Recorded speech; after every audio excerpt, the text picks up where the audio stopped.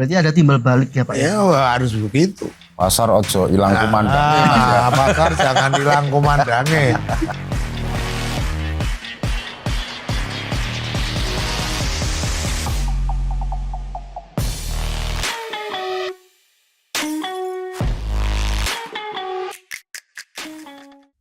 Halo Sobat Pajak, selamat datang kembali di Opoyo, obrolan pajak orang Yogyakarta. Podcast ini merupakan persembahan dari BPKAD yang merupakan tempat yang santai dan asik yang membahas tentang isu-isu seputar pajak, retribusi, dan tentu saja pelayanan publik untuk membangun kota tercinta, kota Yogyakarta.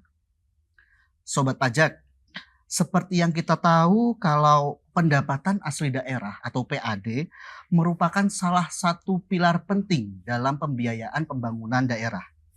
Nah, salah satu sumber PAD itu ada pengelolaan aset daerah yang optimal baik berupa tanah, bangunan maupun aset non-fisik lainnya. Kota Yogyakarta sebagai kota dengan karakteristik pariwisata, pendidikan dan budaya memiliki berbagai aset strategis yang dapat dikelola untuk menambah PAD.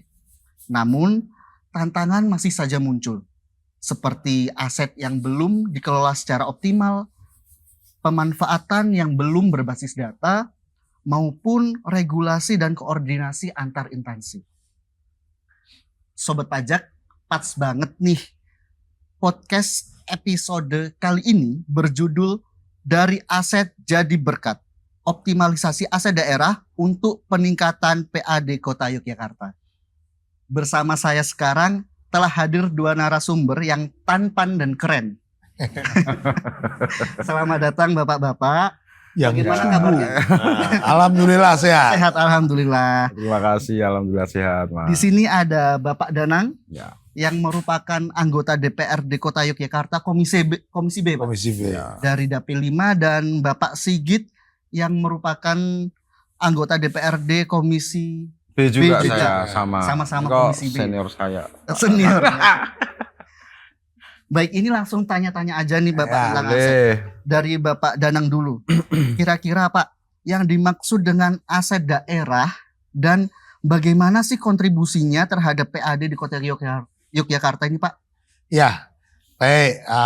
Ini apa ini? Apa rekan-rekan Opoyo? Nah, Iya. ini obrolan. Pajak, Pak. Oh, sobat Iya, pajak. sobat pajak. Pajak. Wah, bayar pajak. jadi Bayar sobat pajak kita tadi.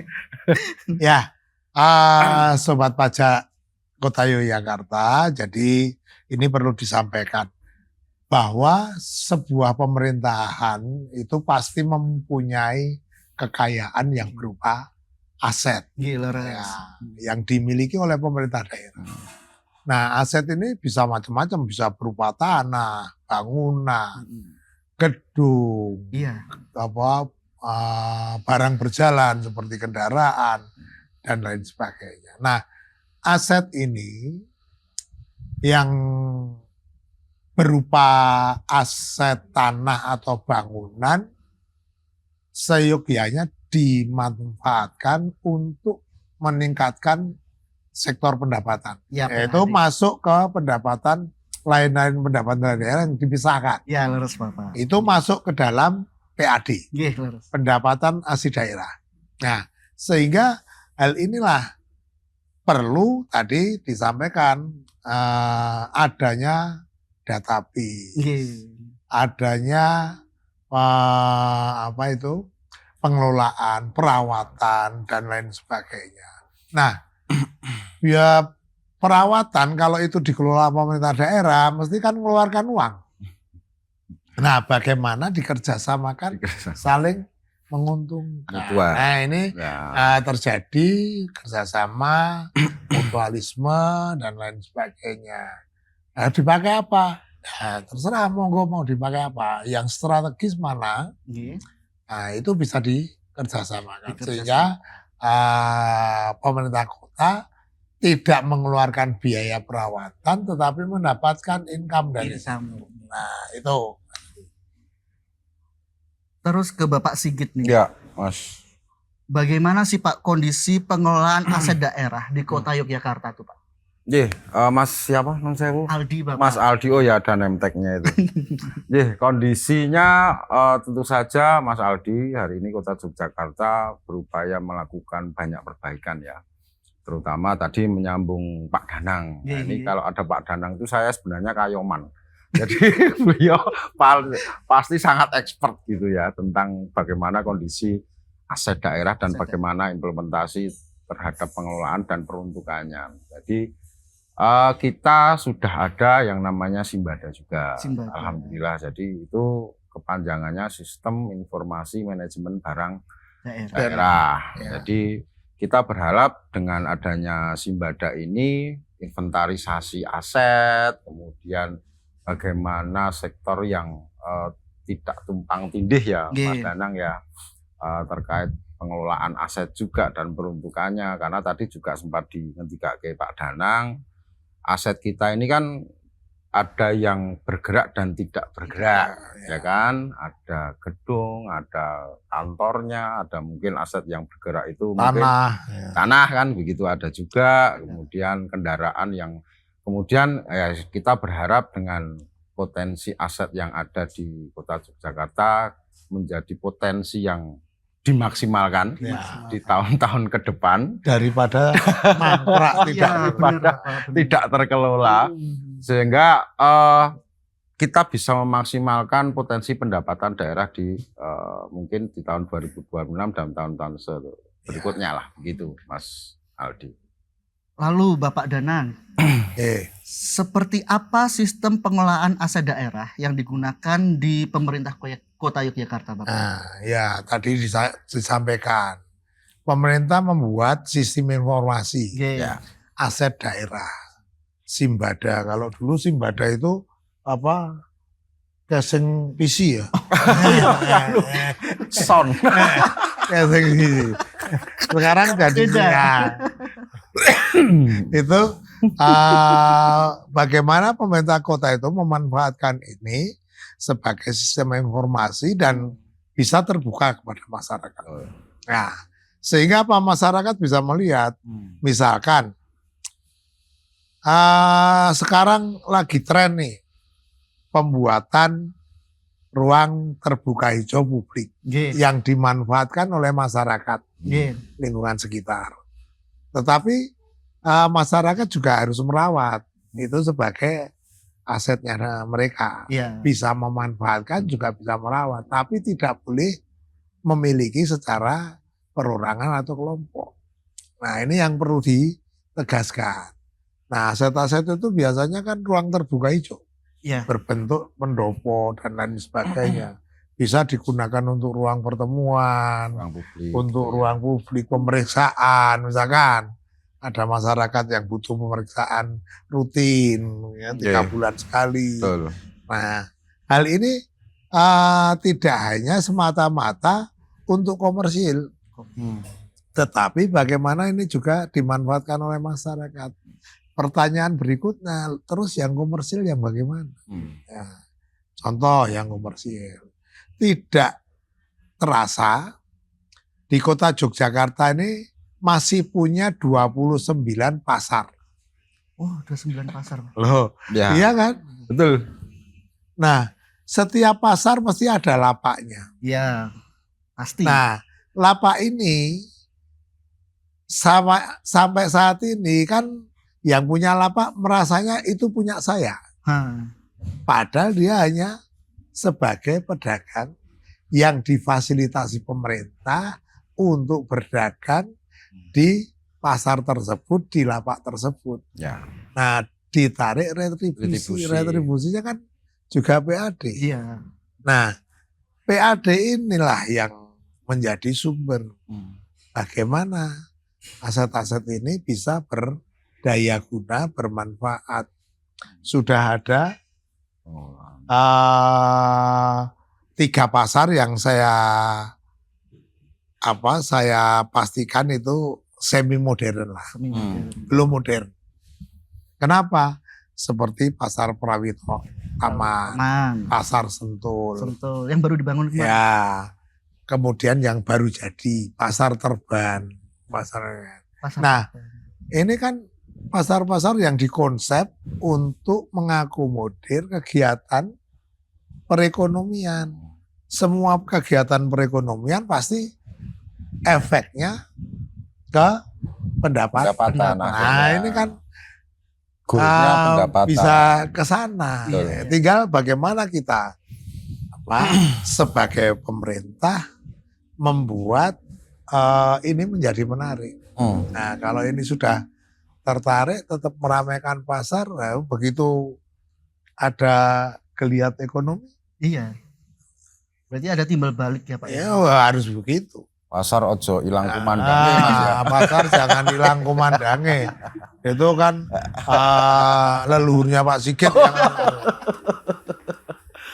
Oke, kalau Pak Sigit nih, ya, kira-kira langkah-langkah apa saja dari DPRD Kota Yogyakarta dalam mendukung optimalisasi dan sistem pengelolaan aset? Ya, Mas Alvin tadi menarik sekali ya, karena aset di Kota Yogyakarta itu luar biasa banyak sebenarnya Pak Danang ya. Tadi ada 29 pasar aja 29. Belum yang lain. Lapangan, kemudian gor dan yang lain-lain ya. Jadi di setiap OPD kita itu kan sebenarnya juga pasti melekat ada aset daerahnya ya Pak Danang ya. Ya. Tadi di Dinas Perdagangan itu kita punya pasar, pasar. Kemudian di UMKM misalkan punya pusat desain industri ya, itu kan juga DIN. Kalau kemudian diletakkan pengelolaannya mungkin akan lebih maksimal. Nah ini yang baru kita diskusi dalam benar. Jadi kita berharap bahwa bagaimana kita sebagai Komisi B terutama yang membidangi persoalan ekonomi ini memberikan regulasi yang tepat. Kemudian pengawasan yang berkelanjutan tentang bagaimana keberadaan aset-aset yang ada di masing-masing dinas ini mempunyai kemanfaatan yang lebih dan memaksimalkan potensi yang ada, sehingga kita berharap ada upaya yang terintegrasi untuk menggabungkan sektor-sektor ini Mas ya.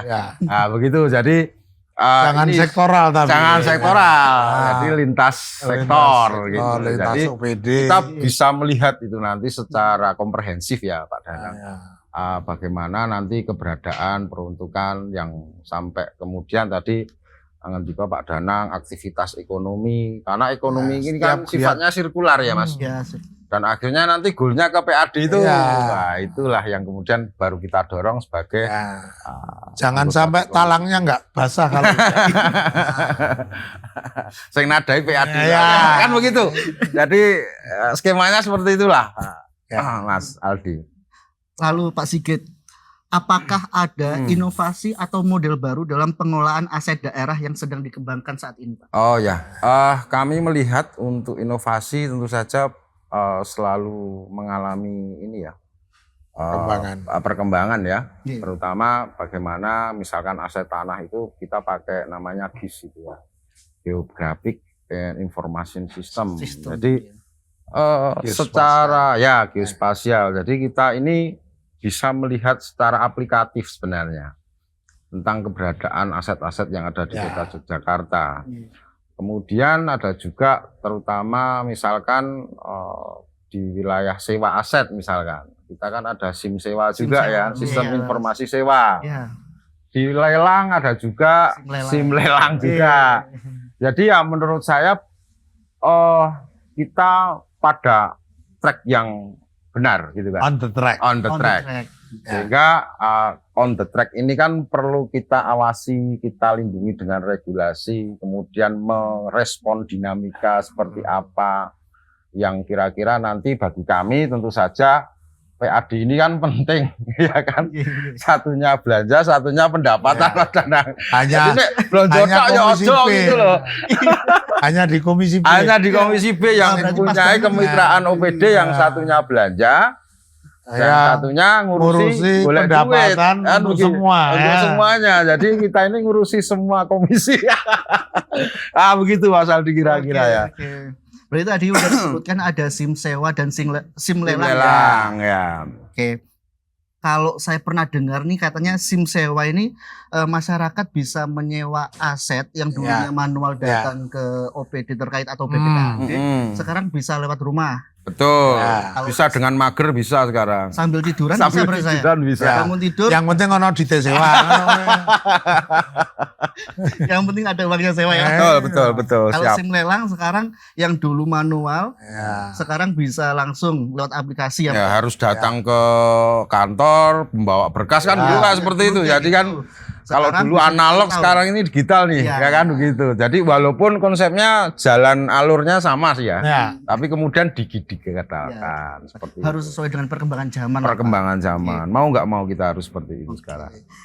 Pak Danang, bagaimana memastikan pemanfaatan aset tidak hanya meningkatkan PAD, tetapi juga berdampak pada kesejahteraan masyarakat, Pak? Ya, ini kalau PAD disambungkan dengan kesejahteraan, saya tertarik tadi mengenai sistem informasi geospasial, SIMGIS tadi. Ini saya cerita latar belakangnya. Nah, ini Pak Danang beliau. Kita waktu menata RT RW, tata ruang, tata wilayah Kota Yogyakarta itu di tahun 2017 meminta kepada BPN dulu, Badan Pertanahan Nasional, dan juga BIG, Badan Informasi Geospasial, untuk memperbesar peta wilayah Kota Yogyakarta dari satelit geospasial. Yang tadinya pemerintah kota ini sudah mempunyai peta geospasial 1/10.000, akan kita besarkan pada waktu 1/5.000. Maksudnya apa? Nah, kita akan menyorot. Lebih akurat Mas ya. Ya kan? Ya. Menyorot, misalkan ini contoh ya, rumahnya Pak Sigit di Mantri Jerot. Itu besarannya berapa meter, diisi berapa keluarga, nanti sistem informasinya keluar di situ. Oh, bisa gitu Pak ya? Bisa. Iya, kalau 1/5.000 itu kan kelihatan jelas. Kelihatan toh petanya. Seperti kalau kita lihat Google Map. Google Map itu kan kelihatan peta-peta. Itu kan 1/10.000. Kalau 1/5.000 akan kelihatan jalannya, yang itu bisa dipakai sistem informasi, kemudian dimasukkan ke SIM informasi apa. Misalkan mau sewa, asetnya mana saja. Pemerintah kota punya aset di sini. Mau disewakan sama mana? Kita itu menampung banyak mahasiswa. Misalkan mahasiswa dari Sulawesi, nggak usah bikin. Ada asetnya pemerintah kota, ada aplikasi yang disewa. Kemudian nanti dari situ mesti meningkat lagi, mendevelop lagi, mau tidak mau. Informasinya apa? Ya kan? Informasi yang diberikan apa? Oh, sekian meter, sekian kamar, ada sekian kamar mandi, bisa dipakai untuk mahasiswa. Nah, ini kan nggak usah beli. Pemerintah asalnya kan nggak usah beli. Kalau sekarang kan pada beli itu. Ya kan? Kita nggak bisa ngapa-ngapain, hanya dapat pajak PBB.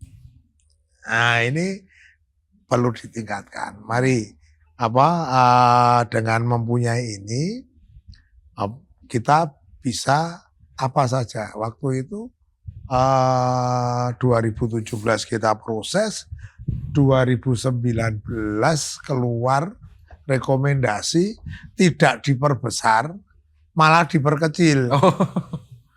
Yang tadinya 1/10.000, keluar rekomendasinya 1/25.000. Oh, semakin belabur berarti. Nah, kalau semakin kecil nggak kelihatan. Iya. Ya nggak tahu kita alasannya, dasarnya seperti itu. Ya, sehingga apa? Alangkah pentingnya GIS ini sebagai kita bersuara, kita memberikan informasi kepada siapapun yang berminat untuk investasi di Kota Yogyakarta. Lalu Pak Danang, bagaimana bentuk koordinasi antara DPRD terus dengan pemerintah kota dan BPKAD dalam sistem pengelolaan aset, Pak? Ya, kita mendorong kegiatan di BPKAD untuk segera bidang aset segera melaksanakan beberapa hal. Ada beberapa kasuistik di Kota Jogja. Seperti misalnya sekarang di Jogja ini banyak lorong, banyak gang. Kecil-kecil gitu. Ya. Tetapi apakah asetnya yang dipakai gang itu asetnya pemerintah kota? Belum tentu. Ya. Itu dulu karena ahli waris kita itu kalau membuat rumah pasti diberi jarak. Adu tritis. Nah, adu tritis ini memungkinkan sebagian tanahnya direlakan untuk sebagai akses yang di belakangnya supaya tidak buntu. Nah, ini yang perlu disambut oleh masyarakat pemerintah kota untuk mencatat. Pendataan gitu. Pendataan menjadi database untuk nantinya kalau mau diperkeras, ya mungkin digotong royongan kan. Nah, pasti ada campur tangannya pemerintah kota. Benar. Tetapi juga pemerintah kota terikat. Terikat apa? Terikat aturan, regulasi. Keterbukaan publik itu mengharuskan setiap pembangunan, kegiatan pembangunan yang menggunakan anggaran pemerintah itu harus digunakan oleh di atas tanah pemerintah, kan gitu. Ya. Kalau enggak, kena nanti. Ini aturan. Yang terakhir kan ada PP yang mengatur pengelolaan aset daerah. Nah, PP ini dipelajari. Sehingga apa? Pemanfaatannya bisa optimal. Kalau maksimal saya kira belum lah. Optimal aja. Optimal aja. Kenapa kok optimal? Karena ada satu. Karena saya mengikuti pembahasan PP itu. Di mana nyun sewu tak sebut aja ya. Ada instansi pemerintah juga yang merasa kalau harus membayar itu keberatan. Nah, sehingga minta dinolkan. Kalau dipakai untuk instansi-instansi pemerintah. Seperti contoh tiang listrik, tiang telepon. Nah, itu kadang-kadang itu kan mendapat manfaatnya.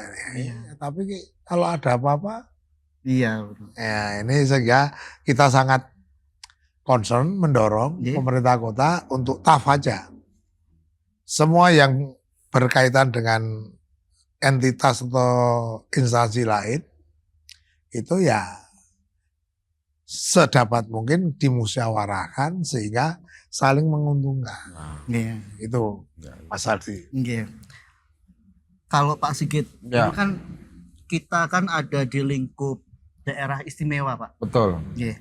Terus masih banyak nih masyarakat yang bingung membedakan mana aset milik pemerintah daerah khususnya Kota Jogja, terus mana aset milik keraton, terus mana aset milik pemerintah pusat. Bisa dijelaskan, Pak?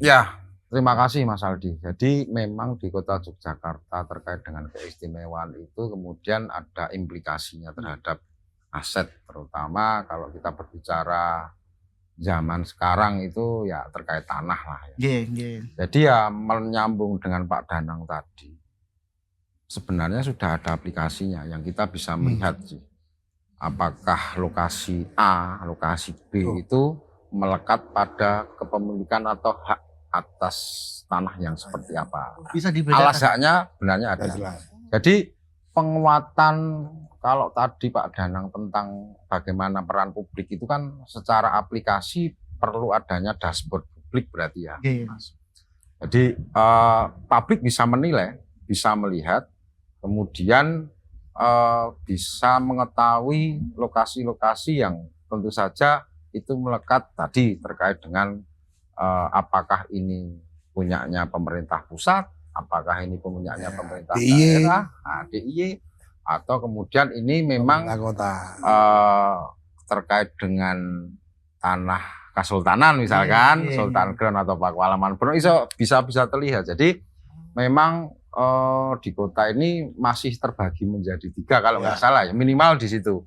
Jadi yang memang melekat pada kepemilikan pemerintah DIY ataupun pusat itu nanti tentu saja ya atas pengelolaan, atas penguasaan, peruntukan itu pasti menjadi core-nya wilayah provinsi, dan ada yang di daerah juga menjadi daerah, dan kemudian yang notabene statusnya adalah tanah Kasultanan tentu saja punya SOP tersendiri dan badan-badan tersendiri untuk mengurusi urusannya keraton lah. Tapi sekali lagi bahwa ketika ini berada di kota Yogyakarta, tadi ada harus kita sambungkan kan. Maksudnya ketika ini melekat pada tanah pemerintah DIY misalkan, bisa saja kita kelola dengan konsep-konsep kerjasama yang tentu saja saling menguntungkan kan begitu, berdampak ekonomi dan berdampak sosial masyarakat, seperti itu Mas Aldi. Pak Danang nyambung ini, tadi kan udah dispel pemanfaatan aset Pak. Kira-kira kalau aset milik keraton Pak, itu bisa dimanfaatkan oleh pemerintah daerah atau tidak? Bisa, sangat bisa. Sangat bisa. Saya bilang sangat bisa. Misalkan sekarang ini ada yang terkenal itu Wedi Gengser. Nah, tanah-tanah di tepi sungai yang jelas dengan BPN itu pasti nggak ada statusnya. Tetapi sama keraton itu Wedi Gengser itu dipakai sebagai alas haknya keraton. Nah, bagaimana pemerintah kota kemudian? Karena kan mesti ada rumah-rumah warga. Nah, kita harus melindungi warga itu. Bagaimana caranya memanfaatkan itu? Nah, kita mendorong pemerintah kota. Kalau memang seperti itu ya diminta ke keraton. Diminta dari keraton untuk didirikan misalkan menjadi rumah deret, menjadi rumah susun. Nah, terus kemudian punya lingkungan yang sehat, ada taman bermainnya, ada pengolahan limbahnya misalkan. Ini sangat memungkinkan. Dengan begitu maka kekumuhan tidak terjadi, nggak terlihat lagi. Biasanya kan tepi sungai itu kan pada nggak mau menghadap ke sungai kan. Nah, sekarang kita rubah mindsetnya, sudah berhasil nih. 15 tahun kita berjuang M3K itu mundur munggah, madep kali. Nah, yang tadinya rumah-rumah ngungkuri itu dengan enaknya membuat limbah ke sungai, ini kita edukasi, kemudian dia sudah mulai sadar kalau sungai itu sebagai halaman muka. Nah, kesadaran ini kemudian kita tingkatkan. Bagaimana kalau dengan rumah deret? Sehingga menyisakan sebagian lahan 50 horizontal menjadi 50 vertikal, kan berarti ada sebagian yang longgar. Ya, masih ada sisa ya Pak ya. Untuk tempat publik dan lain sebagainya. Ini kan indah banget. Nah, itu yang kita dorong. Dan kemarin ada pansus yang kita buat merubah Perda tahun 2016, Perda Rumah Susun tentang pertelaan. Nah, sekarang kita membuat perda penyelenggaraan rumah susun. Jadi rumah susun boleh sekarang. Ya. Tanah itu ya. Bahkan untuk mendongkrak kesejahteraan masyarakat, setiap penyelenggara rumah susun harus menyediakan 20% luasannya untuk masyarakat berpenghasilan rendah. Mantap sekali. Keren ya Pak. Sudah keren ini kita. Lalu Pak Sigit, Ya. bagaimana DPRD melihat tantangan koordinasi ini Pak antara pemerintah daerah, pemerintah pusat, sama pemerintah keraton dalam pengelolaan aset di Yogyakarta? Ya, secara praktis sebenarnya sudah banyak terlihat Mas. Misalkan kemarin terkait beberapa lokasi ya, misalkan di Mantri Seron, Derek Mas Danang itu ternyata dari pemerintah kota setelah memohon palilah dari keraton dalam hal ini terkait dengan penggunaan lapangan pinggiran ternyata sudah bisa. Jadi ini salah satu contoh yang konkret saja, sehingga kedepannya tadi di ketika Mas Danang bisa kemudian kita tata nih, ya kan. Efeknya penataan itu kan juga nanti ujung-ujungnya juga ke masyarakat. Penataan itu juga ruang-ruang seperti itu ujung-ujungnya adalah ekonomi masyarakat. Developmentnya kan di situ. Bagaimana kemudian penataan ini juga merawat kebersihan, isu-isu lingkungan, dan kemudian yang segala macamnya di turunan-turunannya. Jadi ini menurut saya kita terus mendorong dalam berbagai komunikasi lintas OPD misalkan di wilayah kita, terus kemudian bagaimana bersinergi dengan DIY ya kan, dengan non sewu pihak keraton. Ternyata kan ini bisa, dan ketika semangatnya adalah untuk kesejahteraan, tentu saja pasti akan kita gas. Intinya seperti itu. Tentu saja dengan regulasi yang tepat, kemudian sesuai regulasi SOP yang juga tepat juga, seperti itu Mas Aldi. Kalau kita tadi balik ke Simbada Bapak, untuk Bapak Danang, kira-kira apakah di Simbada tadi Pak, itu juga memuat aset-aset miliknya keraton dan aset-aset miliknya pusat? Ya, kekhususan di Kota Jogja sebagai ibu kota pemerintahan DIY, ya tentu saja itu menjadi persoalan. Tetapi dengan Simbada kita bukan mau menghai, tetapi kan mendata. Namanya aja sudah sistem informasi. Jadi tidak ada di situ tuh kok kemudian terus menggunakan. Lain kalau misalkan kemudian kita memproses dari Simbada tadi, sistem informasi aset daerah tadi, kemudian kita akan meningkatkan apa ini? Di Kota Yogyakarta di DIY ini unik. Nah, kita misalkan coba Mas Aldi, saya tanya, jenengan lewat Jalan Kusumanegara kan? Itu jalan mana? Tanggung jawab siapa? Bukannya kota ya Pak? Bukannya milik kota? Nah, coba di map. Anda masuk jalan nasional kelas 3 kan gitu kan. Nah, itu punyanya nasional Kusumanegara. Tetapi ya, tahunya secara visual di kota kan gitu ya. Masyarakat kan tahunya itu yang lola kota. Nah, ini dengan adanya Simbada, ya semuanya harus transparan. Sudah kata mana? Coba nanti kalau ini, Anda memasuki jalan nasional kelas 3 kan gitu. Nah, itu kita harus bedakan. Sehingga apa? Semua pembangunan yang dilakukan itu tidak overlap. Semua ada mekanismenya. Kalau kita pemerintah sebagai pemerintah kota melihat Jalan Kusumanegara contohnya sudah mulai harus diaspal ulang.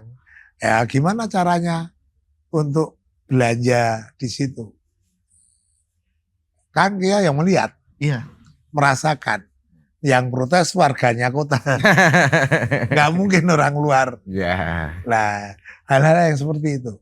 Jadi kalau menjawab bagaimana itu boleh apa tidak? Ya boleh. Sepanjang kita ini hanya mendata.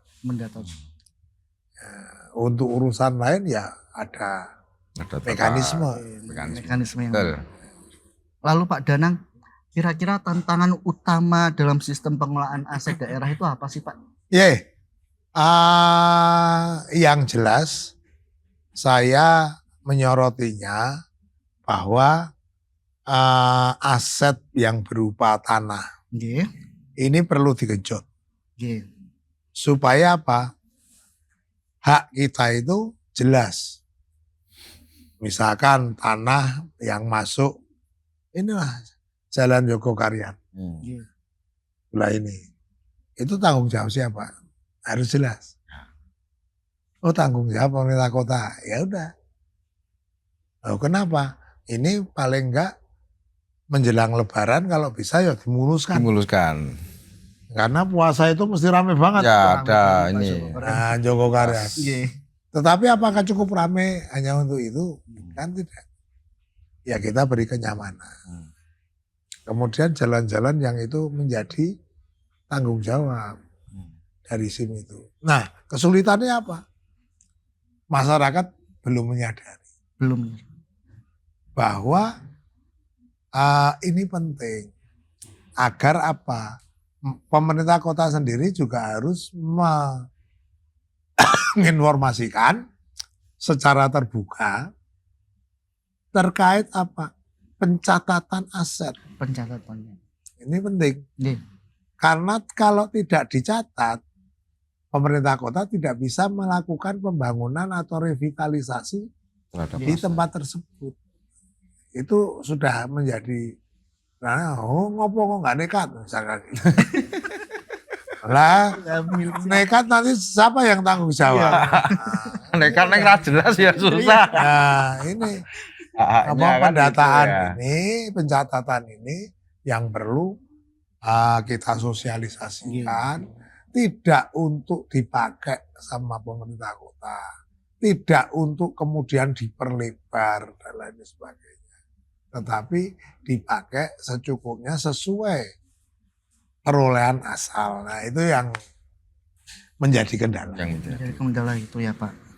Terus kira-kira langkah ke depan Pak agar sistem pengelolaan aset daerah mendukung peningkatan PAD untuk Pak Sigit. Ya, sebenarnya diskusi kita hari ini kan hulu sampai hilir ya Pak Danang ya. Jadi harus nyambung gitu, tidak bisa parsial. Jadi antara kenapa harus dibangun sistem misalnya, sistem digital, sistem yang aplikatif gitu kan. Ya itu awalnya hulunya memang harus ada pendataan. Pendataan itu nanti akan muncul hak, kira-kira begitu ya Pak Danang ya.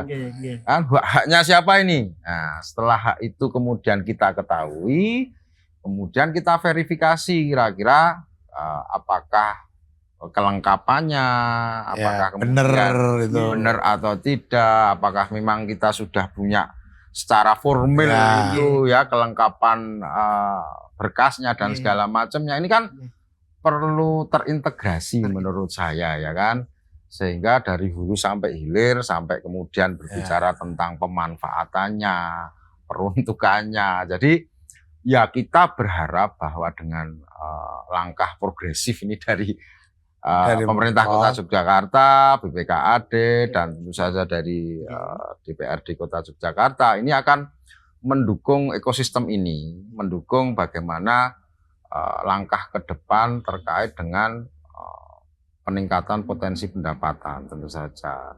Setelah nanti dimanfaatkan, haknya kelihatan, pemanfaatannya seperti apa, akhirnya ya kan. Akhirnya nanti ya kita ceruknya terakhir itu tadi PAD kita itu karena PAD untuk membiayai belanja lagi kan begitu. Circle ya Pak. Circle ya ini harus memastikan circle ini tidak terputuskan yang menjadi penting. Dan endingnya nanti ketika PAD bisa membuat pembiayaan pembangunan, masyarakat juga yang merasakan. Akhirnya itu yang kita harus pastikan. Ya. Gitu Pak. Ini kok pertanyaannya kayaknya hampir habis Pak. Tinggal pertanyaan. Cari lagi.